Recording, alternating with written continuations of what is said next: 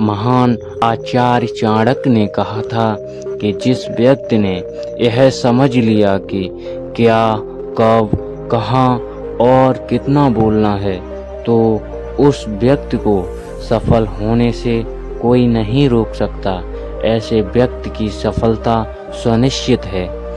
आज भी लोग अपनी ज़बान का इस्तेमाल दूसरों को नीचा दिखाने और खुद को बड़ा बताने के लिए करते हैं, लेकिन जो समझदार और सफल होते हैं वो यह अच्छी तरह से जानते हैं कि उन्हें किस वक्त कितना और क्या बोलना है। साइलेंट रहने का मतलब यह नहीं कि आपको पूरे दिन एक भी शब्द नहीं बोलना है या चुपचाप रहना है। मौन का मतलब है कि बेवजह शब्दों का प्रयोग नहीं करना है।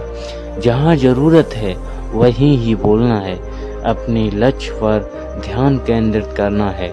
आज मैं आपको चुप रहने के ऐसे 4 फायदे बताऊंगा जिन्हें जानने के बाद आप आज से ही नहीं बल्कि अभी से उतना ही बोलोगे जितनी आपको ज़रूरत होगी।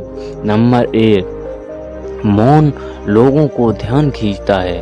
महान आचार्य चाणक्य अपनी चाणक्य नीति में बताते हैं कि उन्होंने अपने हजारों शत्रुओं को अपनी खामोशी से परास्त किया। वो खामोश रखकर अपने शत्रुओं को विचार में उलझाए रखते थे और सही समय आने पर वह अपने दुश्मनों को ईंट का जवाब पत्थर से देते थे। ठीक यही फॉर्मूला हमारे दैनिक जीवन में भी लागू होता है।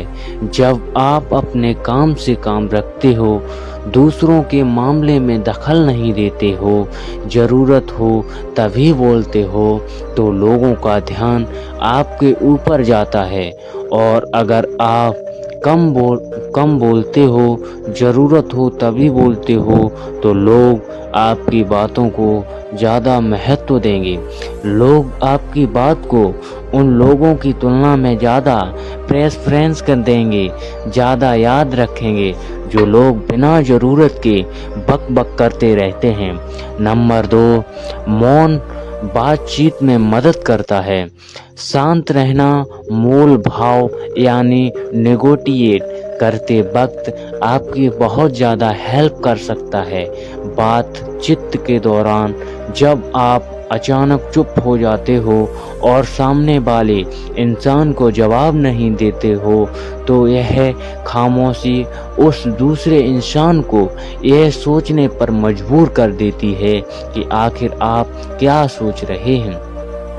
तो फिर इसी चीज़ का आपको फ़ायदा उठाना है। सामने वाले को यह सोचने दें कि आप क्या सोच रहे हैं।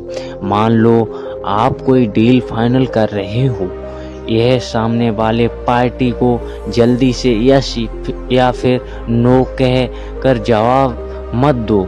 कुछ सेकंड का पॉज लो।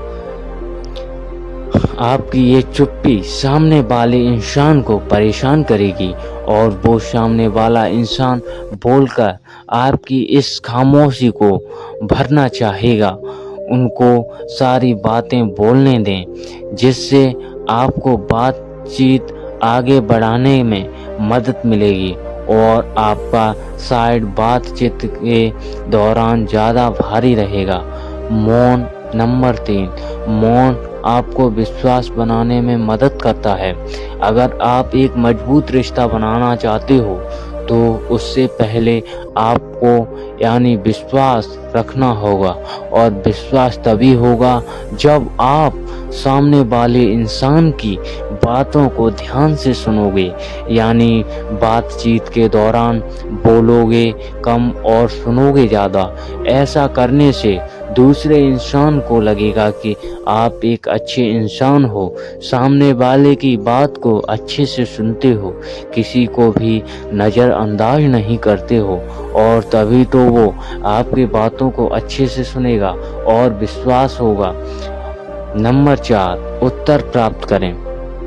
आपने ऐसे कई सारे लोगों को देखा होगा जो कोई प्रश्न पूछने के बाद रुकते ही नहीं हैं, अपनी बक-बक चालू रखते हैं या फिर दूसरे को बोलने का ही मौका नहीं देते।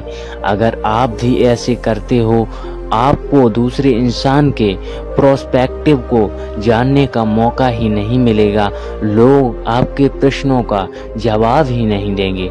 इसीलिए कोई भी प्रश्न पूछने के बाद आप साइलेंस हो जाओ, आप अपना ओपिनियन मत दो।